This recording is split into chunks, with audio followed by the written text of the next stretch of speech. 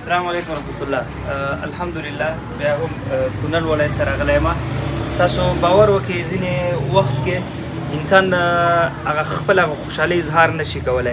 دلته داسې څه شی نه دي، ولې تاسو ته به ښکاري چې په دغه دوکان کې دلته یو ورور مصروفه دی. د دغه ورور مخکې څه اوس څه کوي او آینده کې پلانونه څه دي. دا ورور مخکې د اردو سرتیری و، دواړه خپې له لاسه ورکړي و، په کور ناست و. الحمدلله ستاسو مرستې ستاسو د ورونو لاسنیوی و.